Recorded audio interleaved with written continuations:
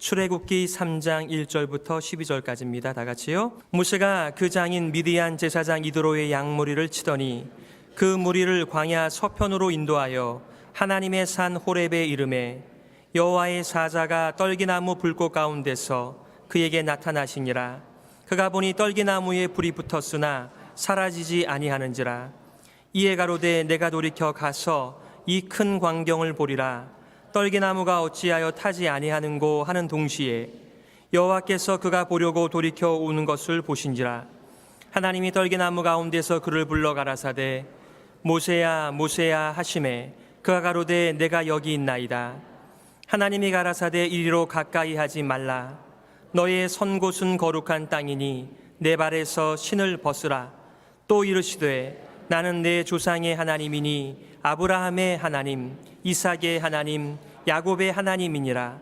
모세가 하나님 배우기를 두려워하여 얼굴을 가리우매 여호와께서 가라사대 내가 애굽에 있는 내 백성의 고통을 정령이 보고 그들이 그 간역자로 인하여 부르짖음을 듣고 그 우고를 알고 내가 내려와서 그들을 애굽인의 손에서 건져내고 그들을 그 땅에서 인도하여 아름답고 광대한 땅, 젖과 꿀이 흐르는 땅, 곧 가나안 족속, 헷 족속, 아모리 족속, 브리스 족속, 히위 족속, 여부수 족속의 지방에 이르려 하노라. 이제 이스라엘 자손의 부르짖음이 내게 달하고 애굽 사람이 그들을 괴롭게 하는 학대도 내가 보았으니 이제 내가 너를 바로에게 보내어 너로 내 백성 이스라엘 자손을 애굽에서 인도하여 내게 하리라. 모세가 하나님께 고하되 내가 누구간데 바로에게 가며 이스라엘 자손을 애굽에서 인도하여 내리이까. 하나님이 가라사대 내가 정녕 너와 함께 있으리라. 내가 백성을 애굽에서 인도하여 낸 후에 너희가 이 산에서 하나님을 섬기리니 이것이 내가 너를 보낸 증거니라. 아멘. 떨기나무 불꽃이라는 제목을 가지고 말씀 증거하겠습니다. 조금만 더 우리가 제목을 연장한다면 떨기나무 불꽃에서 부름받은 모세라고 할 수 있겠죠.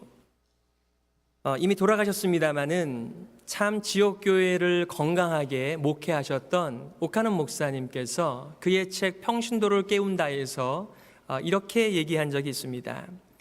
지상교회는 세상으로부터 부름받은 특권만 가진 것이 아니다, 이렇게 얘기했어요. 원래 에클레시아라고 하는 교회라고 하는 말은요, 이렇게 불러서 모았다라고 하는 말이에요. 그래서 이 세상에 있는 하나님의 백성을 하나님께서 부르셨다는 것입니다. 그리고 그들에게 특권을 누리게 하신 것이죠. 그것을 얘기하신 것입니다. 지상교회는 세상으로부터 부름받은 특권만 가진 것이 아니라 세상으로 보냄받은 소명을 함께 가지고 있다, 이렇게 얘기했어요. 우리 동전의 양면이 항상 있잖아요. 그런 것처럼 하나님께서 우리를 부르신 것은 동시에 우리를 파송하시기 위하여 부르셨다라고 하는 이 두 가지의 사실, 교회의 DNA를 잊지 말라는 말씀이죠. 천상의 교회라면 세상으로 보냄받을 필요가 없고 세상에 나가 복음을 전할 필요도 없겠지만 우리가 목회하는 교회는 지상에 남아있는 교회이기에 그러므로 특권과 함께 소명을 자신의 신앙으로 고백할 수 있어야 한다라고 되어져 있습니다. 어떠세요? 오늘 본문에 나오는 이 기사는 모세가 하나님께 부름받는 아주 중요한 장면입니다. 여러분은 하나님의 부르심을 입으셨습니까? 언제 여러분께서 하나님의 부르심을 입으셨나요?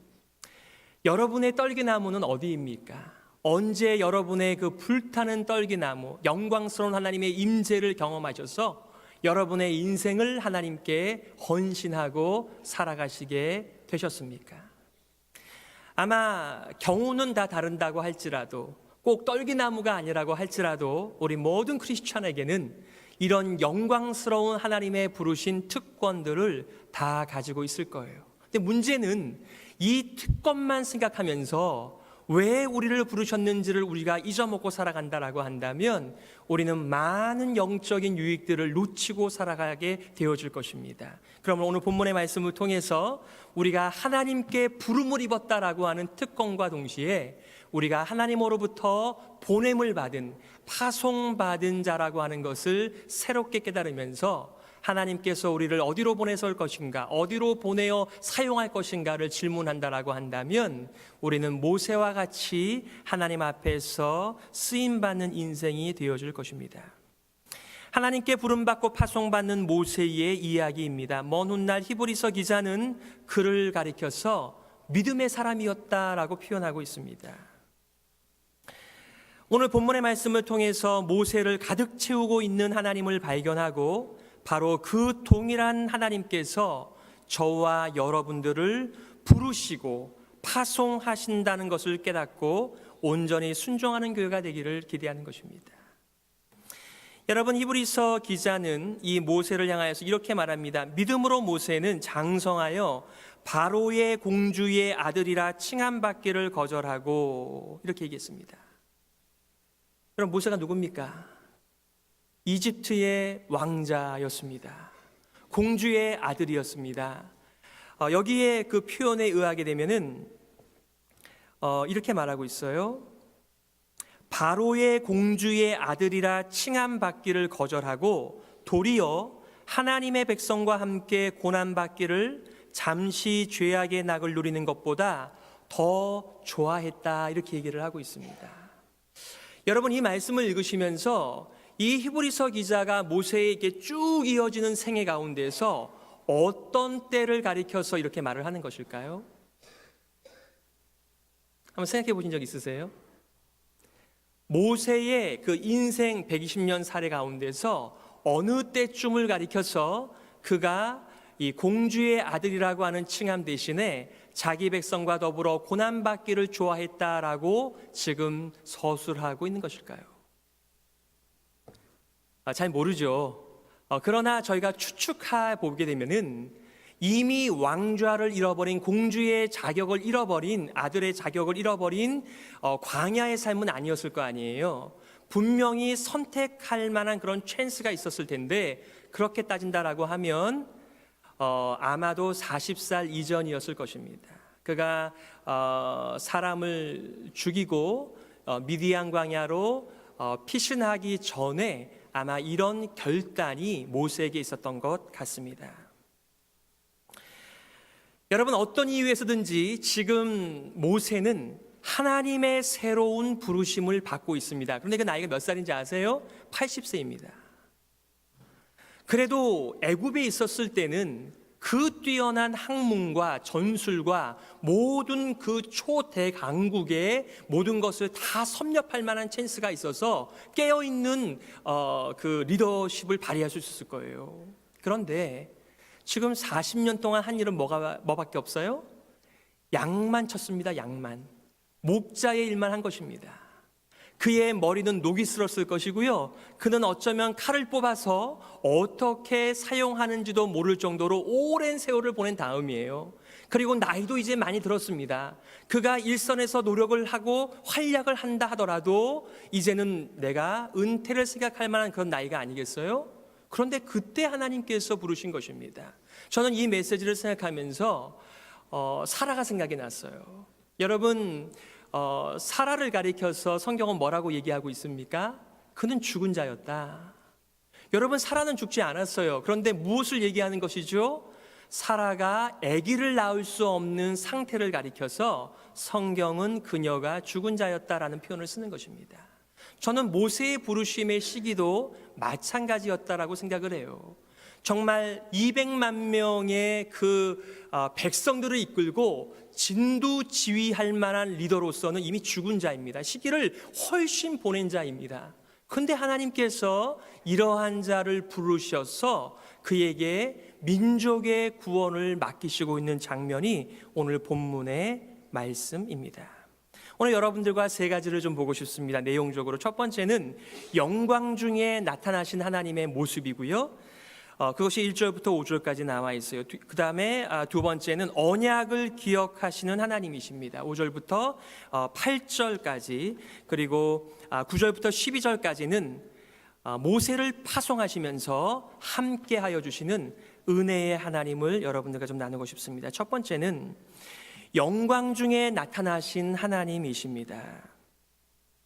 여러분, 오늘 모세가 지금 다다른 곳은 하나님의 산 호렙이라고 해서 호렙에다가 별명을 하나 더 붙였습니다. 하나님의 산 호렙이라고 말하였어요. 이제 그것도 그럴 것이 호렙에서 위대한 일이 벌어졌습니다. 우리는 특별히 이 완성된 성경을 가지고 있기 때문에 이런 구약의 역사와 신약의 역사 속에서 호렙산에서 얼마나 위대한 일이 벌어졌는지를 잘 알고 있습니다. 여러분, 모세가 여기서 부르심을 받았습니다. 그리고 이스라엘 백성들을 이끌고 나왔을 때 호렙산의 한 또 그 산이라고 알려진 신의 산에서 영광스러운 하나님을 경험하고 거기서 하나님의 언약을 받는 일들이 벌어지죠. 여러분, 엘리야가 정말 절 좀 죽여주세요 라고 구했다가 다시 한번 하나님의 부르심을 받는 것도 여기 호렙산입니다.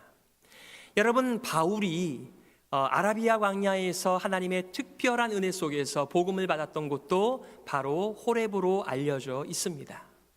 어쩌면 우리가 이 호렙산에다가 하나님께서 거하시는, 하나님께서 살고 계시는, 하나님께서 능력을 베푸시는 이러한 별명을 붙여도 전혀 하자가 없는 것 같습니다. 바로 여기서 모세가 처음 하나님을 대면하죠. 여러분, 2절에 보니까 이렇게 말하였습니다. 여호와의 사자가 떨기나무 불꽃 가운데서 그에게 나타나시니라. 그가 보니 떨기나무에 불이 붙었으나 사라지지 아니하는지라. 이렇게 얘기했습니다. 여러분, 불장난 많이 해보셨죠? 또 불을 많이 피워보셨죠? 원래 불은요, 그 나무가 다 타면 사그라들게끔 되어져 있는 것입니다. 여러분, 여기 나오는 떨기나무, 가시 덤불은요, 불이 붙었으면 금방 타고 사라지는 것이 맞습니다. 그게 상식이에요.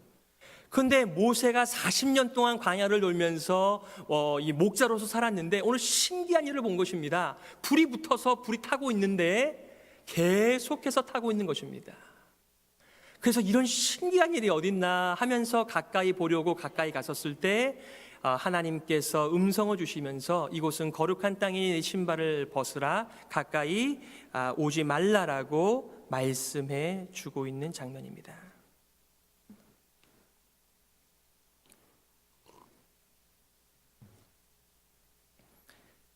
처음에는 물리적인 불인 줄 알았어요. 신기했어요. 어떻게 이런 일이 벌어질 수가 있는가.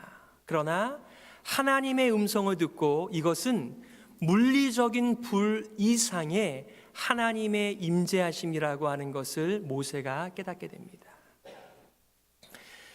여러분, 하나님의 영광을 경험한 사람들은요, 자신의 진짜 모습을 보게 됩니다. 다시 한번요.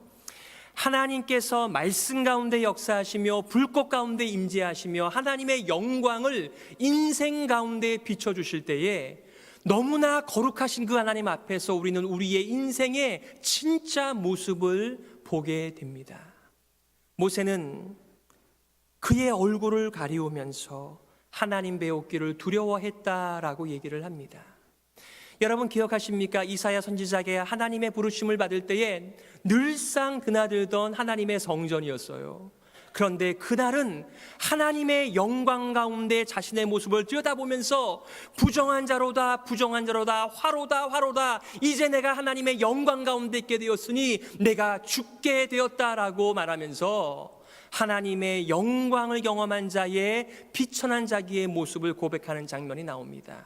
물론 그 세라핌 천사들이 불을 가지고 와서 이사야의 입을 찢어줌으로 말미암아 그가 깨끗하게 되고 하나님께서 나를 위하여 누가 갈꼬라고 할 때 제가 여기 있으니 저를 보내어 달라라고 하나님의 깨끗하게 하여 주심을 경험하고 하나님께 쓰임받는 이사야의 경험도 우리가 알고 있어요. 여러분, 우리가 죄인들끼리 모여 있으면 자신이 얼마나 죄가 많은 자이고 구제불능의 사람이라고 하는 것을 발견할 수가 없습니다. 우리 사이에서도 죄인들 중에서도 괜찮은 사람들이 나옵니다. 50년형을 받은 사람보다는 40년형을 받은 사람들이 훨씬 더 좋은 분들이고요, 40년형을 받으신 분들보다는 1년 있다 나가시는 분들이 훨씬 더 도덕적으로 윤리적으로 깨끗하신 분들이라고 말할 수 있겠죠. 그러나 그런 사람들이 다 뭐예요? 죄인들입니다. 우리들끼리 있으니까 잘 모르는 거죠. 그러나 순결하시고 천지를 창조하시고 우리를 창조하신 하나님의 영광을 만나게 되면은 장로님 기도하신 것처럼 우리는 죄와 허물로 저주와 심판 아래 놓여 있다라고 하는 것을 발견하게 되면서 어떻게 나 같은 자가 그렇게 영광스러운 하나님의 성함을 입에 올릴 수 있으며 그분을 찬양할 수 있겠는가라는 감탄과 찬양과 경배와 예배가 거기서부터 출발을 한다는 것입니다. 영광 중에 나타나신 하나님을 경험하고 있는 모세의 모습을 우리가 만나는 것입니다. 그뿐만이 아니에요. 신명기는 모세가 광야에서 태어난 세컨 제너레이션에게 설교하는 5편의 설교로 이루어져 있습니다. 그는 떨기나무에서 만난 하나님에 대하여 고백하면서 이렇게 말하고 있어요. 신명기 33장 16절인데 이렇게 말합니다. 땅의 보물과 거기 충만한 것과 임재하시던 가시떨기 나무 가운데 거하시던 자의 은혜로 인하여 복이 요셉의 머리에, 이런 표현이 있습니다. 가시떨기 나무 가운데 거하시던, 이 거하시다는 말은 표현은 제가 중간에 읽었는데 임재하신다는 말씀이세요. dwelling, 우리와 더불어 함께 사시는. 근데 그 말의 히브리어 말씀은요 샤칸이라는 말인데요, 그 말은 우리가 한번 들어봤을 뻔한 쉐키나, 하나님의 영광이라고 하는 단어와 똑같은 어원을 가지고 있습니다. 가만히 이 모세가 생각을 해보니까 그때 만난 떨기나무에 임재하신 그 하나님이 영광 가운데 이 저주의 자리에, 비천한 자리에 이 땅 가운데 오셨다라고 하는 이 신앙 고백을 신명기에서 모세가 따로 하고 있는 것입니다. 어떤 분들은 이것이 바로 예수 그리스도의 은혜, 복음의 소식이라고 말을 합니다. 보통 가시는요 하나님의 저주라고 하는 이미지를 가지고 있습니다. 그래서 땅에다가 곡식을 심었어요. 좋은 열매를 기대하고 심었어요. 근데 열매가 가시가 나왔어요. 그것을 사람들은 이해할 때 하나님의 저주라고 말을 하고 있는 것입니다. 그런데 하나님께서 이 떨기나무, 즉 가시덤불에 임재하셨다라고 하는 말은 그 영광의 하나님께서 이 비천한 자리에 임재하셨다라고 하는 저주와 죄와 죽음의 자리에 거룩과 영광과 생명의 본체가 되어주시는 하나님의 임재의 순간이었다라고 하는 것을 고백하고 있는 것입니다. 여러분 무슨 생각이 나세요? 어저께 우리 청년들이 그 랭캐스터에 있는 그 태버너클 성막을 보고 계속해서 카톡으로 보내주더라고요. 저희 안 가도 될 것 같아요. 사진들이 너무 많이 와갖고 여러분들 조금 이따 조금 보시겠습니다만은, 여러분 그게 뭐겠어요? 200만 명이 성막을 중심으로 동서남북으로 진을 치고 있는데요, 그들이 머무는 것은 시꺼먼 텐트입니다. 그러나 오직 그 정중앙에 있는 성막만이 하나님의 빛을 발휘하면서, 그게 무엇을 얘기하는 것이죠? 도저히 영광스러운 하나님께서 이 땅에 오실 수 없으시지만, 이 땅은 죄와 저주와 죽음으로 가득하지만 하나님께서는 친히 우리와 더불어 내주하시며 우리와 함께 살겠다고 작정하시고 찾아오신 거예요. 그래서 그것을 가리켜서 우리가 은혜라고 말을 하는 것입니다. 여러분, 사람들은요 자신의 몸을 돌보기 위해서요 병 걸린 사람 가까이 하지 않습니다. 죄가 있는 사람 가까이 하지 않습니다. 그래서 우리 한자도 알죠? 금묵자흑이다, 근주자적이다. 이 빨간 것을 가까이 하면 또 빨갛게 되고 검은 것을 가까이 하면 검게 되기 때문에 그런 것을 가까이 하지 말아라. 근데 하나님께서는요 우리에게 생명을 주시고 죄와 저주 대신에 하나님의 영광으로 우리의 인생을 채우시기 위하여 하늘 영광을 버리고 이 땅에 찾아오시는 예수님의 모습을 모세가 만난 떨기나무의 자리에서 우리가 만나고 있다는 거예요. 그래서 하나님께서 영광이시고 우리가 조금 전에 찬양을 한 것처럼 그분의 높고 위대하심을 소리를 높여서 찬양을 하는 것입니다. 여러분은 성경을 읽으실 때 그 중요한 부분이 나오면 천천히 소리를 높여서 크게 읽으십니까? 아마 개인적으로 읽으실 때는 그렇게 하시지 않겠지만, 제가 어떤 분이 성경 봉독을 하는데 저는 그렇게 생동감 있게 성경 봉독을 하는 분은 처음 만났어요. 성경에다가 이렇게 액센트를 두고 천천히 읽고 목청을 높여가면서 그 말씀을 귀에 쏙쏙 들어오게 그렇게 봉독을 하시더라고요. 여러분, 찬양도 마찬가지입니다. 이렇게 피치가 올라간다거나 길어지면은 중요한 키워드가 거기에 담겨져 있습니다. 근데 말이에요, 40장의 그 가사 가운데 소리가 높아지는 주님의 높고 위대하심을 내 영혼이 찬양하네, 주님의 높고 위대하심을 내 영혼이 찬양하네 하면서 길게 늘어뜨리잖아요. 이게 중요한 우리들의 삶의 고백이라는 것입니다. 저는 이 40장의 회복이 우리 가운데 일어난다라고 한다면 우리는 정말 모세와 같이 쓰임을 받게 될 것이라고 확신합니다. 여러분의 노래를 부르시지 마시고요, 거기에 담겨져 있는 영광스러운 그 찬양의 가사에 여러분의 삶을 얹어서 그렇게 쓰임을 받았으면 참 좋겠어요. 두 번째는요, 모세가 경험한 하나님은요, 언약을 기억하는 하나님이셨습니다. 우리 6절에 보니까 이렇게 말합니다. 또 이르시되 나는 내 조상의 하나님이니 아브라함의 하나님, 이삭의 하나님, 야곱의 하나님이니라. 모세가 하나님 배웠기를 두려워하며 얼굴을 가리우매, 이렇게 얘기했습니다. 여러분, 어쩌면 400년이 지나면서 이스라엘 백성들 가운데 소수만이 이 하나님과 맺었던 아브라함의 언약을 기억하고 살았을 것입니다. 많은 사람들이 이렇게 종으로 살아가는 것, 애굽에서 살아가는 것, 이들의 종으로 살아가는 것이 어쩌면 우리의 운명이겠거니라고 그렇게 인생을 살아가는 사람들 가운데서 여러분, 하나님께서는 아브라함과 맺은 언약을 잊어버리지 않고 지금 백성들을 찾아오시고 있는 너무나 좋으신 하나님이세요. 여러분, 이 하나님께서 어떻게 지금 하고 계십니까? 여러분, 7절에 보시게 되면 이런 말씀이 있어요. 여호와께서 가라사대 내가 애굽에 있는 내 백성의 고통을 정령이 보고 그들이 그 간역자로 인하여 부르짖음을 듣고 그 우고를 알고.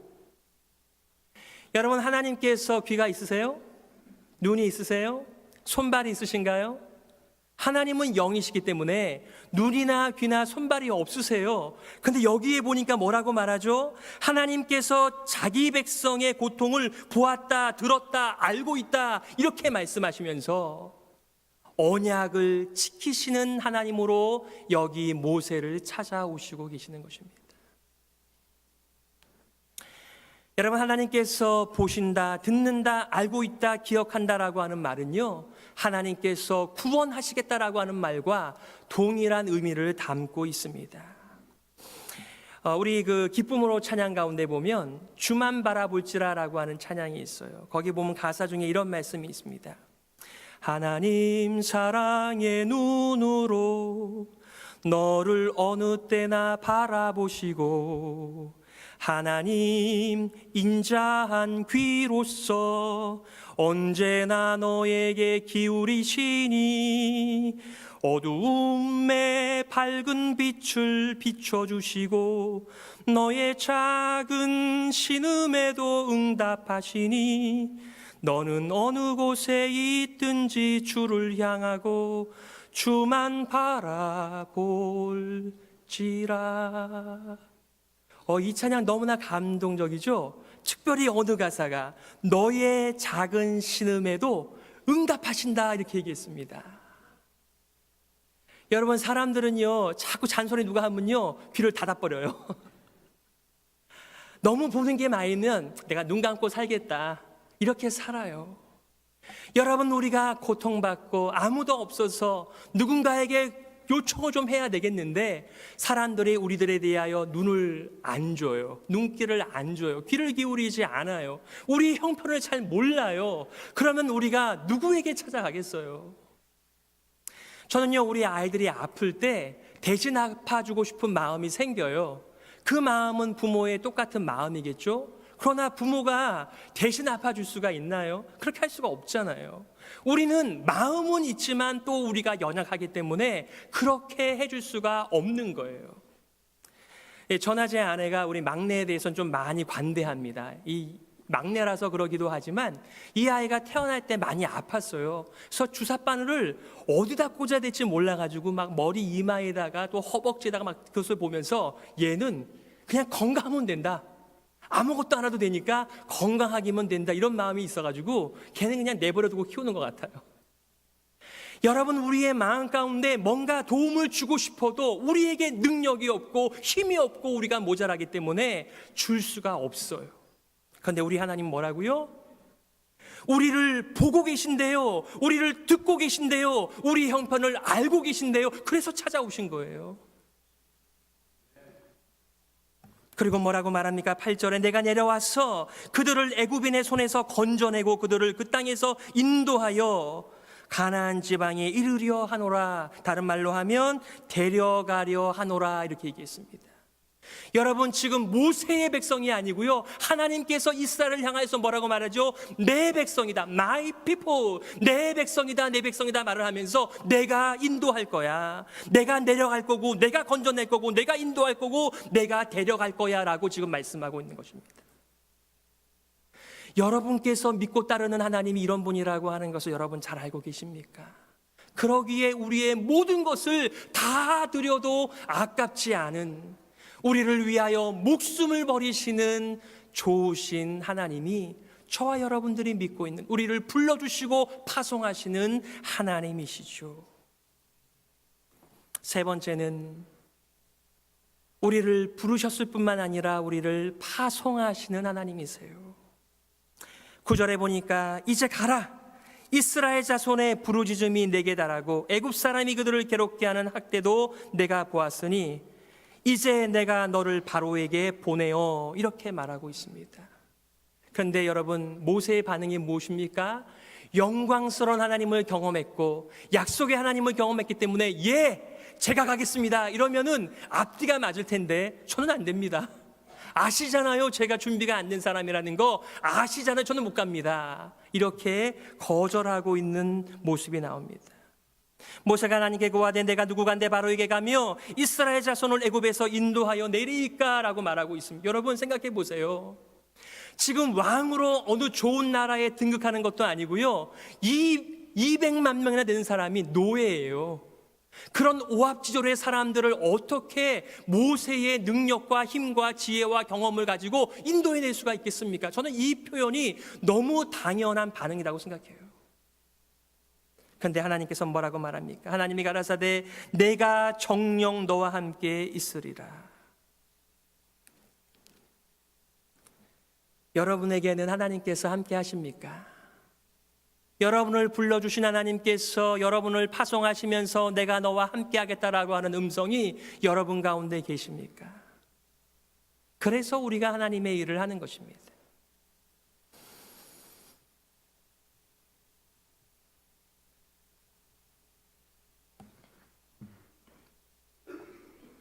여러분, 미국 땅에는요 약 5,500개에서 6,000개 한인 디아스포라 교회가 있다라고 사람들은 말을 해요. 물론 계속해서 이제 1년마다 몇십 개씩 문을 닫고 있는 가운데 있지만은 그래도 여전히 이 북미 지역에 이 한인 디아스포라 코리안 아메리칸 처치가 제일 많이 있어요. 여러분, 우리 교회도 그 중에 하나입니다. 그리고 우리 교회는 우리 교회의 그 존재만을 위해 살아가는 것이 아니라 우리 교회의 존재 자체는 하나님께서 세우시고 우리 교회를 파송하시기 위하여 불러주셨다라고 하는 것을 기억해 볼 때 우리는 지금 어디에 파송을 받았는가? 이것은 우리가 교회적으로도 받을 수가 있고요, 여러분 개인과 가정 받을 수 있는 말씀입니다. 하나님께서 우리를 불러주셨다라고 하는 것은 우리를 파송하시기 위하여 불러주셨는데 우리를 그저 파송하는 것이 아니라 오늘 모세에게 해주신 똑같은 말씀, 내가 너와 함께 있으리라고 하는 말씀들을 같이 주신다는 것이죠. 아마 여러분들께서 제자훈련을 하신 분들도 이치 서비스를 하신 분들은 다 알겠습니다만 그 가운데 우리가 읽는 소책자가 있습니다. 내 마음 그리스도의 집이라고 하는 로버트 멍어 목사님의 짧은 설교예요. 거기 보면요, 이 주인공이 뭐라고 얘기하죠? 주님한테 일일이 다 보고하고 주님과 함께하는 건 너무너무 좋은데 어떤 곳은 예수님이 따라가려고 하자 주님 여기는 안 됩니다. 여기는 저만 갔다 와야만 됩니다. 주님 거기 계세요. 이렇게 말하는 장면이 있어요. 얼마나 우리의 삶 가운데 공감이 되는 표현이에요. 우리는 하나님께서 너와 함께한다라고 하는 말이 위로가 될 때도 있지만 어쩔 때는 여기는 오시면 안 됩니다. 여기는 제 영역입니다. 이게 프라이빗입니다. 이렇게 하나님 앞에 얘기할 때가 너무나 많이 있습니다. 여러분, 도대체 누구에게 내가 정령이 너와 함께 하겠다라고 하는 메시지가 위로가 될까요? 하나님의 파송을 받고 하나님의 백성과 하나님의 구원의 쓰임을 받을 때에는 내 지혜와 능력과 힘을 가져는 감당할 수 없기 때문에 하나님께 파송받을 때에는 하나님의 함께하여 주심이 제게 위로가 되고 힘이 되지만은 이것을 나의 인생으로 이해하고 내 삶을 살려고 할 때에는 하나님의 함께하여 주심이 거북합니다. 힘듭니다. 어쩌면 우리들의 삶을 돌아볼 수 있는 중요한 기준이 될 수도 있겠죠. 여러분, 하나님께서 여러분들과 함께 계십니까? 그리고 하나님께서 여러분들과 함께 하시며 떠나지 않으시며 영원토록 함께 하신다라고 하는 그 메시지가 여러분들에게 지속적인 힘의 원천이 되고 있으십니까? 예수님께서 부활하신 후에 제자들을 파송하시면서 뭐라고 말씀하십니까? 너는 가서 모든 족속으로 제자를 삼아 아버지와 아들과 성령의 이름으로 세례를 주고 내가 너희에게 분부한 모든 것을 가르쳐 지키게 하라. 볼지어다 내가 세상 끝날까지 너희와 항상 함께 있으리라 하시니라고 약속하셨습니다. 파송받은 자에게 하나님의 함께하여 주심은 필수적인 것이고요, 그게 아니면 우리는 어떤 사역도 감당할 수 없다는 것을 깨닫게 되어질 것입니다. 여러분, 이 말씀을 근거로 저와 여러분들께서 이렇게 한번 적용해 보시기를 바랍니다. 사명을 감당할 수 있는 유일한 비결은 하나님의 은혜가 우리와 함께 때문이라고 하는 것을 기억하십시오. 그리고 그 은혜는 하나님 자신이며 그 은혜는 예수 그리스도시며 바로 복음이라고 하는 것을 말해주고 있습니다.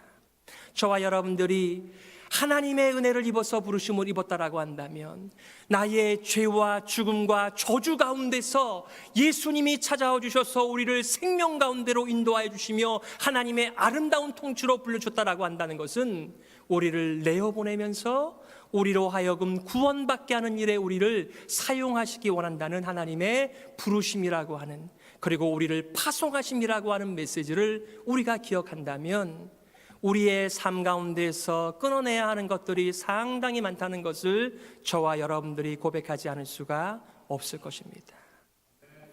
말씀을 정리하겠습니다. 여러분 기억하십시오. 하나님께서 우리를 부르셨다라고 하는 것은 정말 어느 누구도 체험할 수 없는 하나님께 받은 특권입니다.